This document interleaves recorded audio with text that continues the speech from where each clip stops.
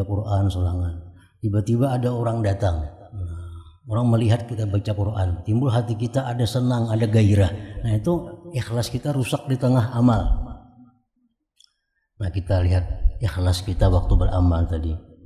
Oh sudah ikhlas. Yang kedua, hak amal itu adalah apakah amal kita ini sudah sesuai dengan petunjuk Rasul atau kada sesuai. Nah yang ketiga, kita beramal itu kita syuhudul minnah. Kita telah menyaksikan nikmat Allah yang sampai kepada kita. Nah, kita beramal tadi kita merasa dapat nikmat Allah. Kita merasa dapat hidayah Allah. Kita merasa dapat taufik Allah. Supaya jangan ujub dengan amal. Nah, yang keempat, kita merasakan banyak kekurangan kita dalam taat tadi.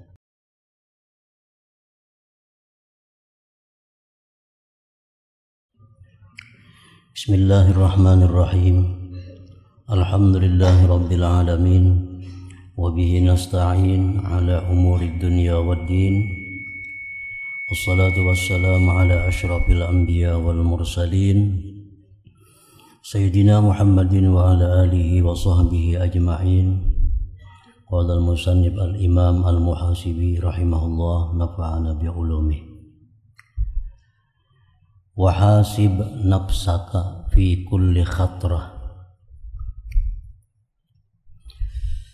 dan perhitungkanlah diri engkau pada tiap-tiap geritik yang ada di dalam hati,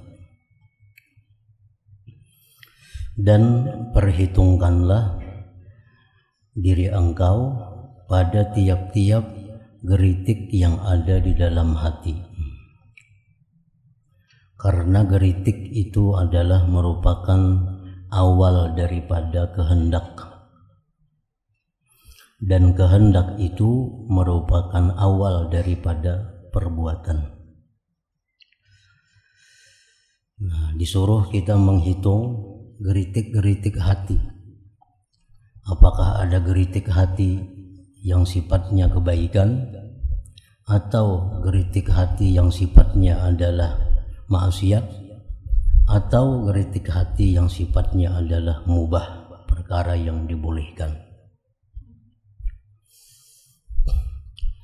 Para ulama menjelaskan bahwa dalam hal menghitung diri, muhasabah itu ada terbagi dua. Ada muhasabah qablal amal, memperhitungkan diri sebelum melakukan perbuatan. Yang kedua, muhasabah ba'dal amal, memperhitungkan diri terhadap sesuatu yang sudah dikerjakan.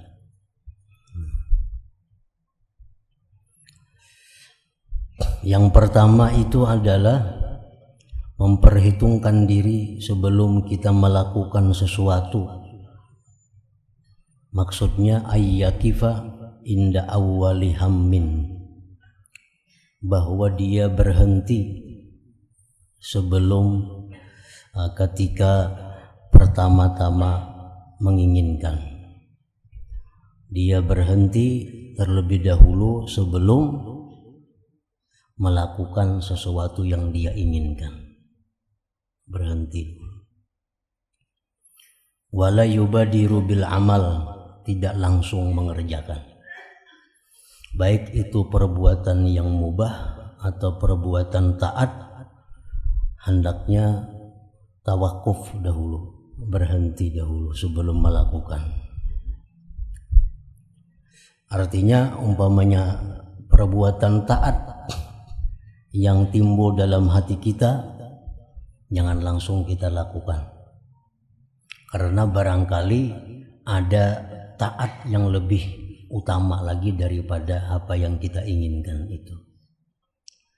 Nah, misalnya kita hendak memberikan duit ke sebuah masjid, nah itu satu kebaikan.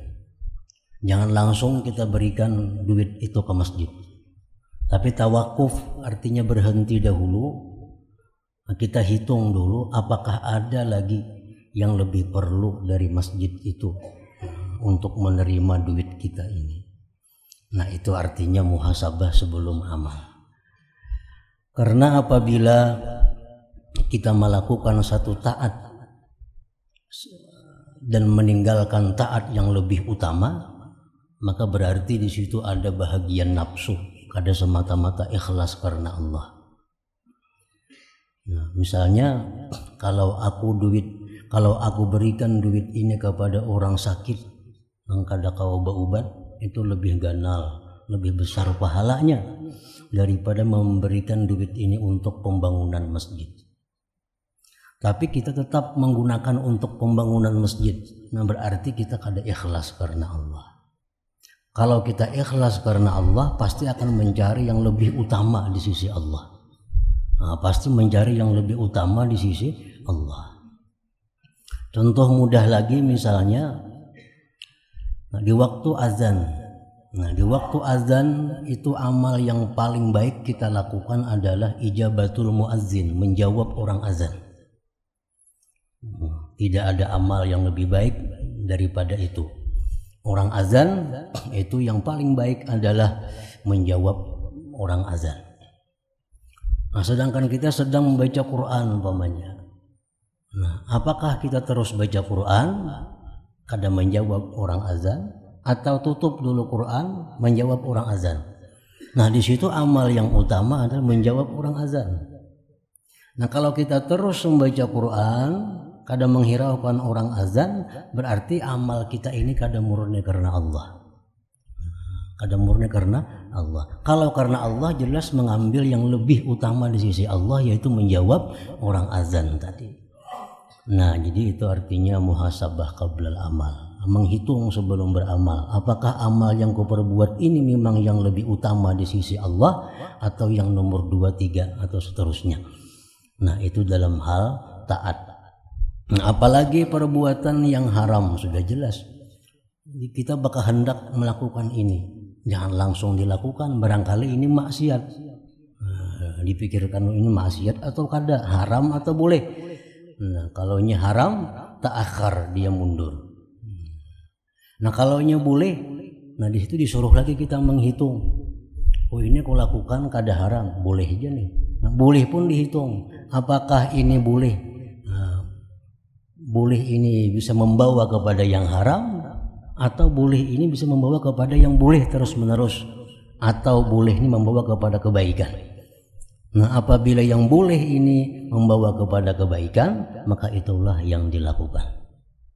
Nah, jadi sebelum kita melakukan satu perbuatan, kalau itu taat, jangan langsung dulu, kita muhasabah dulu, kita hitung adakah taat yang lebih baik daripada itu.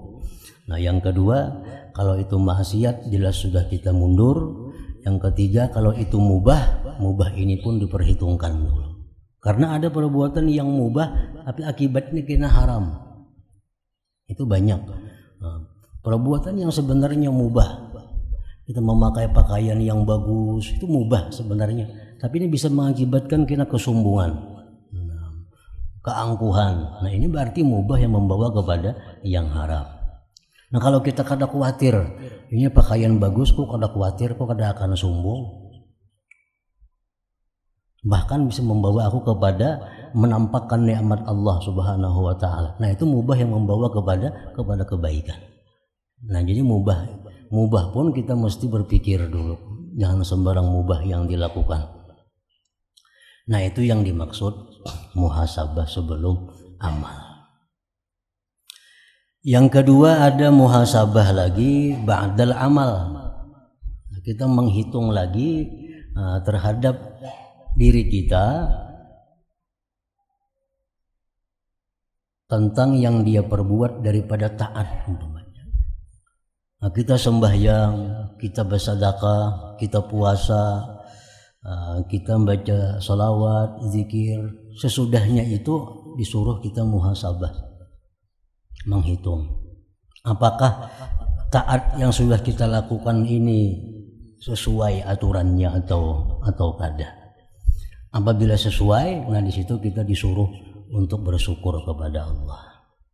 Apabila taat yang kita lakukan ini belum sesuai dengan aturannya, dengan haknya, maka disuruh kita istighfar, minta ampun dan berniat untuk memperbaikinya di belakang hari. Nah, setiap taat yang kita lakukan, di situ banyak hak-hak Allah yang mesti dipenuhi. Kita sembahyang, kita baca Quran. Nah, sesudah kita bertuntung baca Quran, kita disuruh satu, mengingat tadi baca Qurannya ikhlas kada.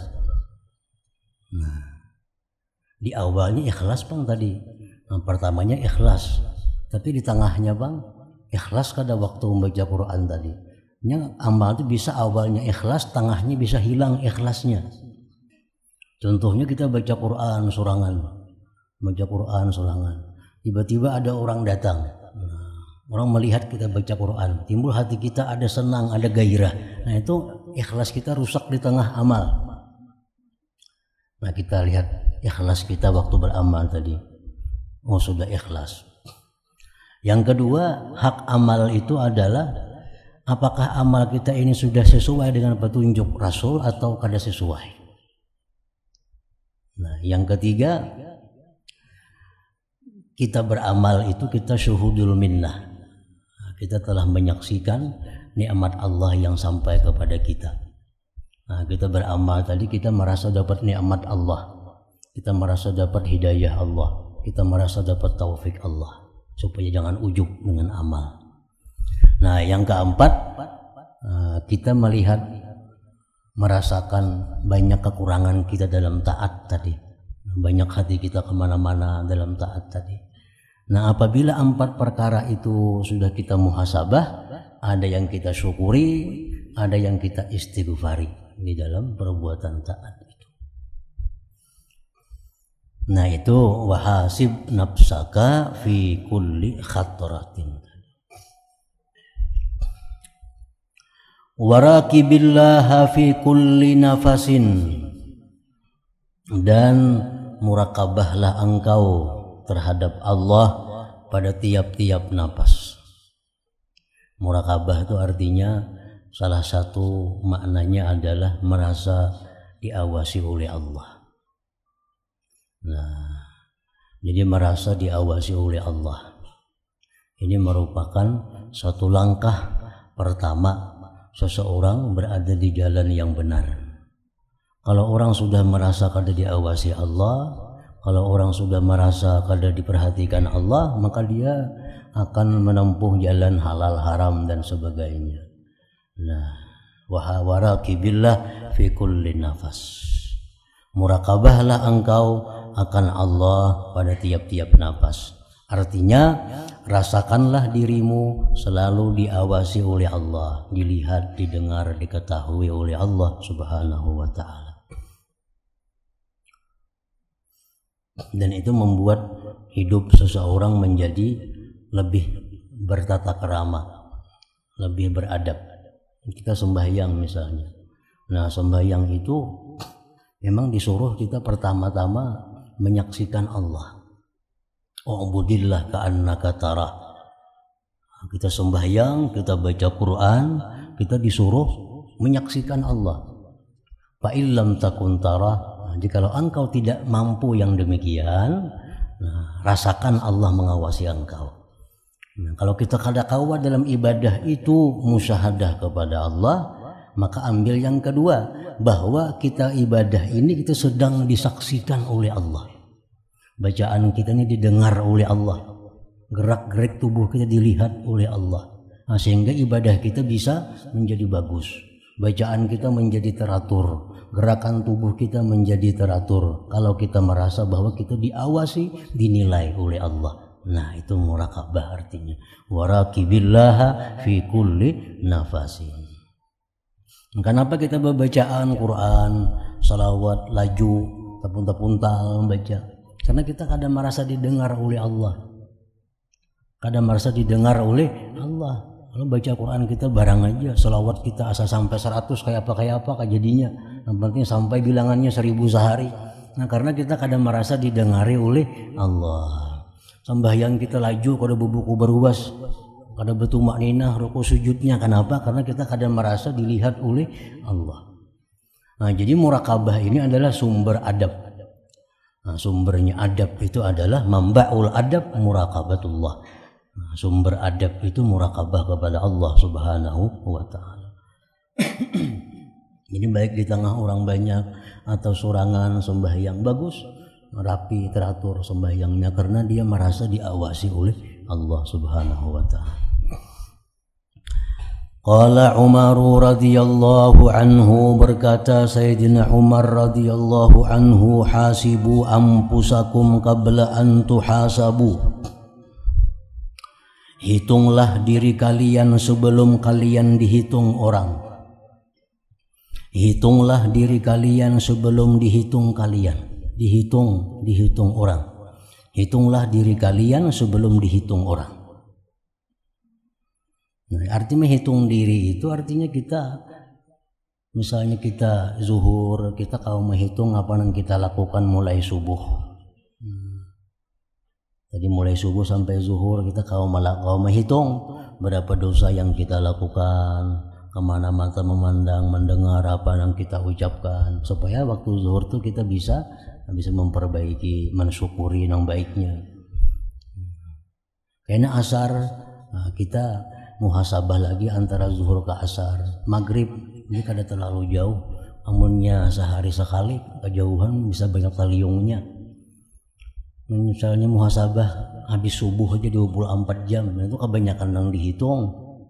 Tapi kalau per salat nyaman. Sebelum kalian dihitung orang. Nah, kalau dihitung orang karena orang teliti menghitungnya. Wazinuha qabla an tuzanu, dan timbanglah diri kalian sebelum ditimbang orang. Timbang amal sebelum ditimbang orang. Artinya seorang aja menimbang dulu. Timbanglah diri kalian sebelum ditimbang orang. Karena di akhirat ada timbangan amal. Kita timbang dulu amal kita. Mana kira-kira baratnya? Wa tazayyanu lil 'ardil akbar, dan bersiap-siaplah untuk sidang yang besar. Nah, sidang yang besar artinya sidang di hadapan Allah. Itu setiap orang akan disidang oleh Allah. Tanggung jawab terhadap nikmat yang diberikan Allah. Kemana kita gunakan nikmat-nikmat ini? Diminta tanggung jawab. Jadi artinya nikmat yang diberikan Allah ini bukan cuma-cuma, bukan kada ada hitungannya, dihitung. Yauma la takhfa minkum khafiyah, pada hari yang tidak tersembunyi daripada kalian sesuatu yang tersembunyi. Kada ada tersembunyinya. Nah, di bawah ada keterangan nomor 1,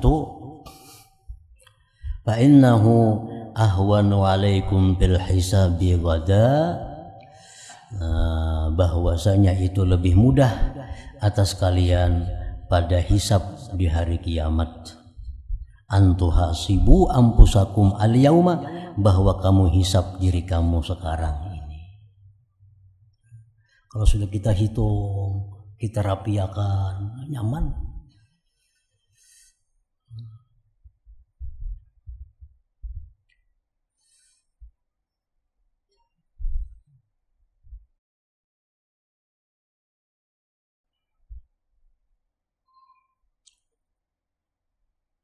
Hakadha ja'at riwayatu hadzal khabar fi kitabil Qusas wal Mudzakirin di Ibnu al-Jauzi sad 43. Waja'atil ibarat nuskhatijim wazinuha qabla an tuzana alaikum, ay ista'iddu wa tahayya'u. Arti wa tazayyanu artinya bersiap-siaplah untuk menghadapi sidang yang agung.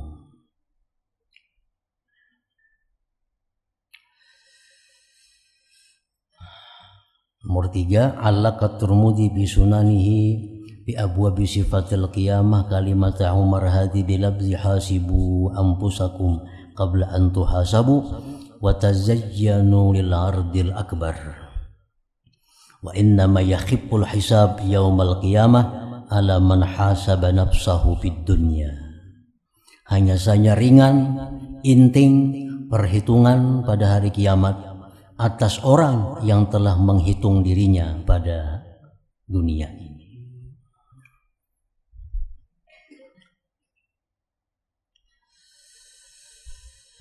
Wa khafillaha fi dinik, wa khafillaha fi dinik, dan takutlah engkau kepada Allah pada agama engkau. Takutlah engkau akan Allah pada agama engkau. Maksudnya, takutlah kepada Allah pada agama engkau, bahwa agama kita ini hilang di tengah perjalanan hidup kita. Nah, itu yang kita takuti.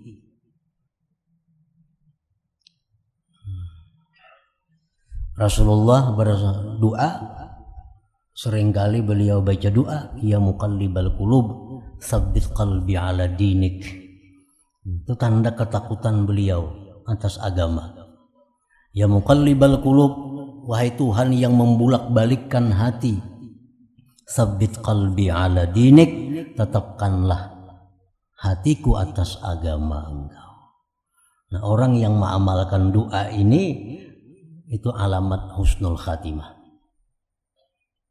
Orang yang kada khawatir kehilangan agama, dia akan kehilangan agama di akhir hayatnya.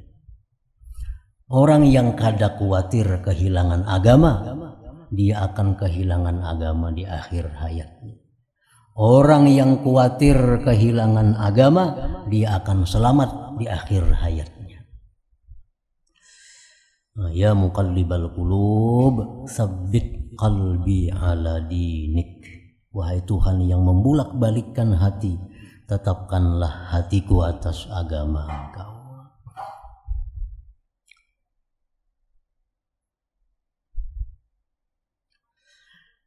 Warjuhu fi jami'i umurik, dan berharaplah engkau kepada Allah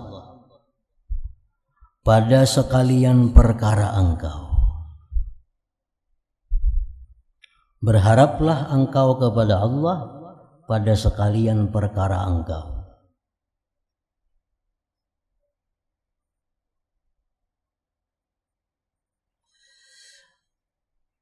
Wasbir ala ma asabak, dan sabarlah engkau atas sesuatu yang menimpa kepada engkau daripada musibah.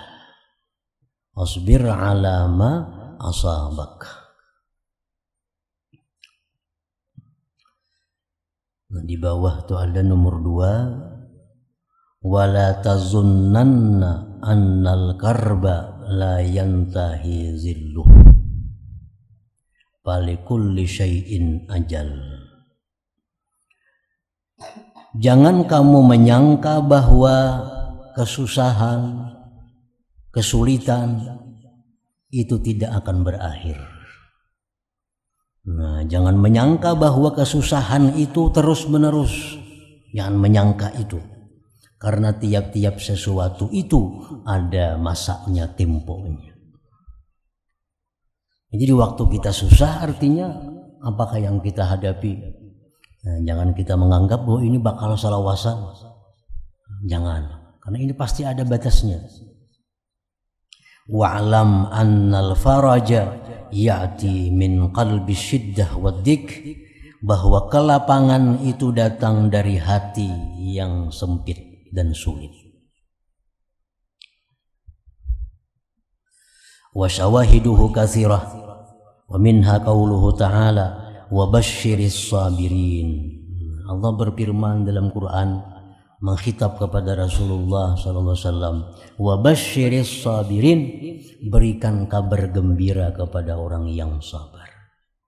Berikan kabar gembira kepada orang yang sabar, karena satu saat mereka akan mengalami sebaliknya, kegembiraan, kelapangan. Walam yakul, Allah tidak berfirman wasallis sabirin. Allah kadang menyuruh kita menghibur orang-orang sabar, tapi disuruh kita mengabarkan kabar gembira kepada mereka. Wa inna ma qala wa basyiris sabirin liyufida annas sabira, bahwa orang yang sabar yastaqbilu bisyaratan, dia akan menghadapi kegembiraan, min farajin kalapangan, au ajrin atau pahala, au nasrin atau pertolongan, au yusrin atau kemudahan.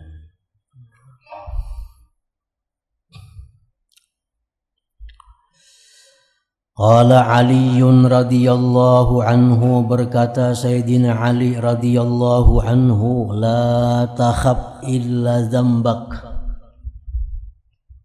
janganlah kamu takuti kecuali dosa engkau.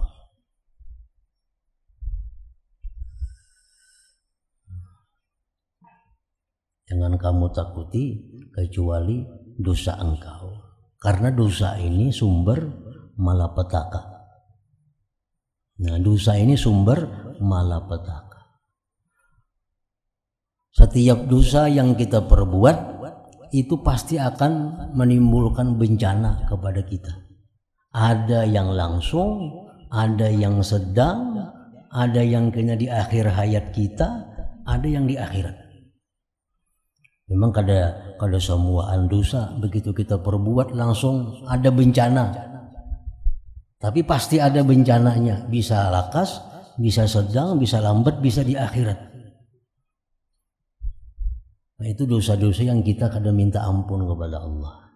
Dosa-dosa yang kita kada tobat. Kalau tobat itu ya dihapus sudah. Kita berbuat dosa. Nah, berbuat dosa. Jadi ibaratnya dosa ini laksana bom waktu. Atau saat dia akan meledak, menghancurkan kita. Kalau kita kada tobat dari dosa ini, bisa isuk, bisa bulan kaina, bisa tahun kaina, pokoknya setiap dosa itu pasti akan membawa kejahatan.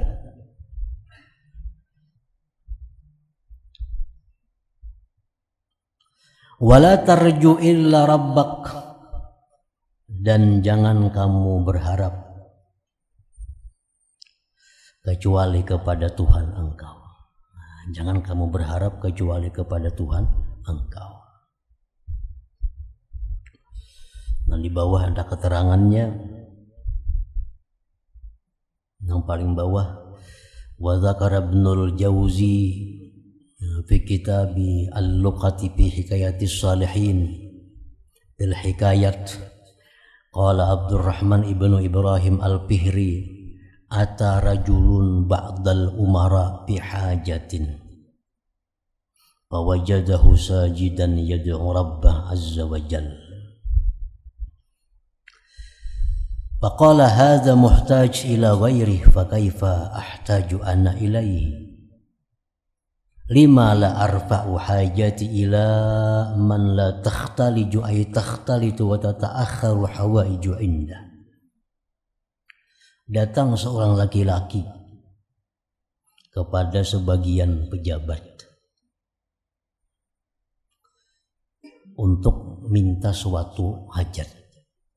Laki-laki dalam kesusahan datang ke rumah pejabat. Begitu dia temui pejabat itu sedang sujud pejabatnya. Nah, pejabatnya sedang sujud berdoa kepada Allah.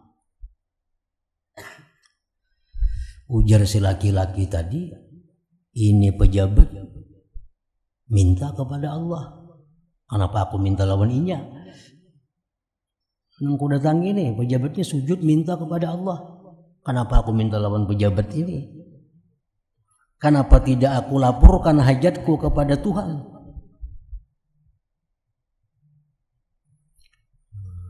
Mendengar pejabat tadi apa yang dikatakannya oleh si laki-laki tadi. Falamma rafa'a ra'sah qal, manakala selesai si raja tadi berdoa, raja tadi berkata, pejabat tadi berkata, alayya birrajul. Mana laki-laki tadi? Laki-laki yang datang tadi mana?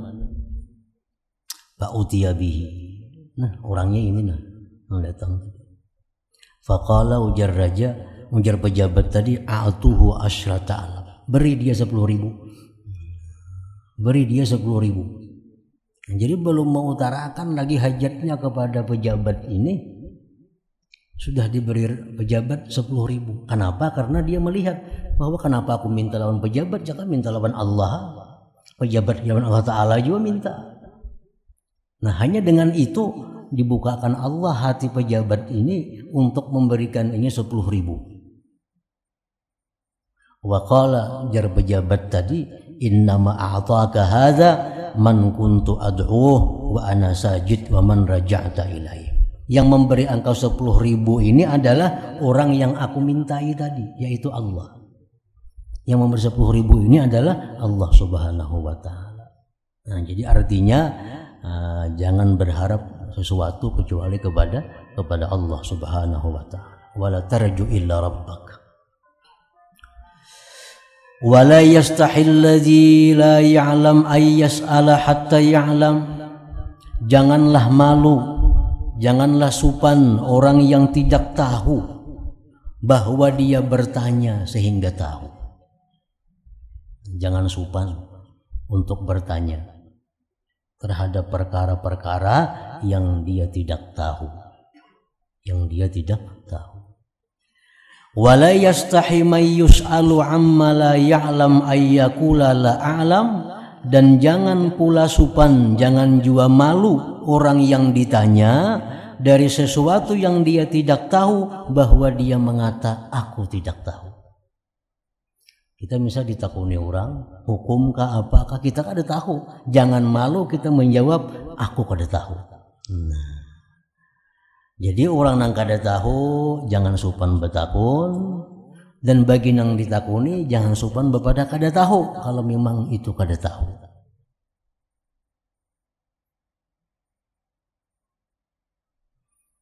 Nah, di bawah itu ada summa qala al-Munawi, halaman sebelahnya 83. Summa qala al-Munawi rahimahullahu ta'ala fi syarhih, ukhidha min hadzal hadits anna lil alim idza su'ila amma la ya'lamuhu ay yaqula la adri aw la atahaqququ aw la a'lamu aw Allahu a'lam.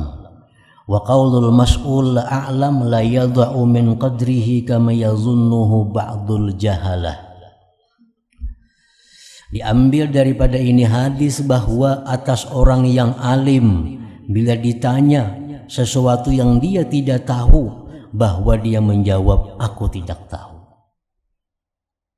Aula atahaqququh, atau aku tidak bisa memastikan jawabnya.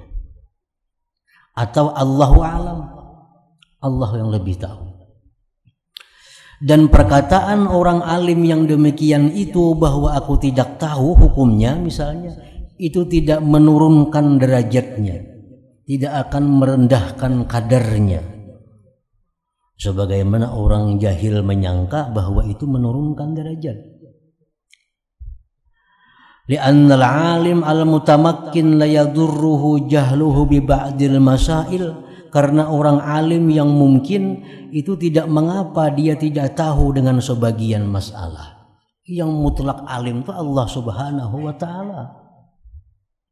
Kalau kita biasa banyak ada tahu dengan hal-hal itu tuh biasa.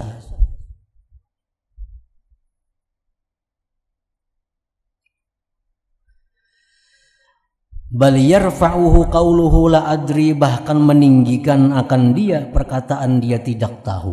Kalau orang alim ini kada tahu, ditakuni ditanya dia jawab aku kada tahu, jarinya itu justru meninggikan derajatnya. Li'annahu dalilun ala izami mahallih wa quwwati dinih wa taqwa rabbih wa taharati qalbih wa kamali ma'rifatihi wa husni niyyatih. Karena itu dalil atas besar kedudukannya, kuat agamanya, takwa kepada Tuhannya, bersih hatinya, sempurna ma'rifatnya, baik niatnya. Kalau orang ditakuni inya kada tahu, kada tahu lagi nah itu justru meninggikan derajatnya. Karena itu bukti ini orang bersih hatinya, ini orang takut lawan Tuhannya, ini orang adalah orang yang sempurna ma'rifatnya. Wa inna ma ya'nabu min dhalik man da'ufat diyanatuhu wa qallat ma'rifatuhu li'annahu yakhafu min sukutihi min a'yunil hadirin wa la yakhafu min sukutihi min nadhari rabbil alamin. Hanya saja enggan dari yang demikian orang yang lemah keagamaannya, sedikit makrifatnya, karena dia takut gugur namanya di sisi manusia, tidak takut gugur dia dari pandangan Allah Subhanahu wa taala. Yang enggan berkata kada tahu itu orang yang jahil. Yang enggan berkata kada tahu itu adalah orang-orang yang tidak takut kepada Allah Subhanahu wa taala. Ini kada tahu. Orang ditakuni orang, apa ini hukumnya? Kada tahu. Jangan dikira-kira. Hukum itu kada kawal dikira-kira.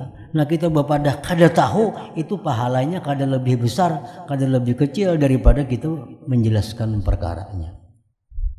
Orang bertakun hukum, kita tahu nih, kita jelaskan. Itu pahala. Orang bertakun hukum, kita kada tahu, nih kita nggak kada tahu nah. Nah itu pahalanya sama aja lawan orang tadi, sama aja pahalanya.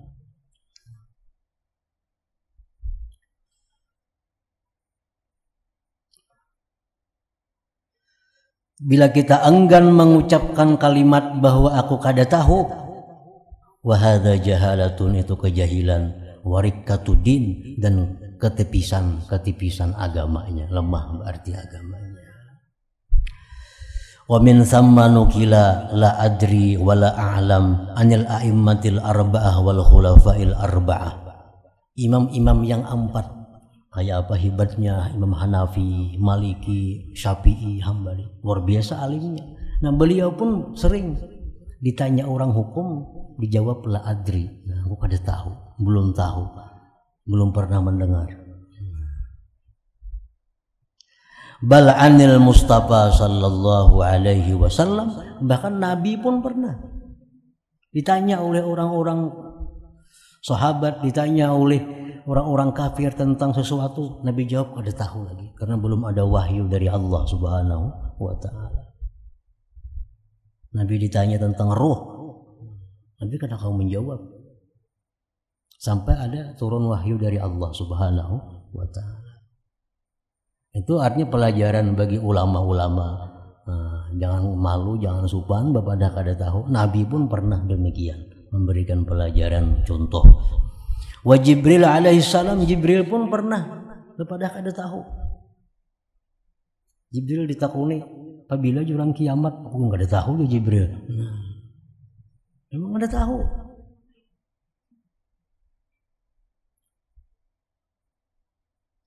Kama ja'at dzalik bi hadis wa khairul biqa al masajid. Nah jadi wala yastahi, dan janganlah malu, mayus alu, orang yang ditanya amma la ya'lam, dari sesuatu yang dia tidak tahu, jangan malu ayyakula, bahwa berkata la a'lam, aku tidak tahu. Jangan malu, karena kalau kita urusan mencari keridhaan Allah, mencari pahala dari Allah, itu pahalanya kada kalah dengan orang yang bisa menjelaskan tadi. Berapa rukun Islam? Rukun Islam 5. Ini tahu, 1 syahadat, 2 sembahyang, 3 ini, 4, 5 ini. Nah saya kong tahu nih berapa rukun Islam? 5. Kenapa? Ada tahu ingat lagi nah. Itu kalah pahalanya dengan yang pertama tadi.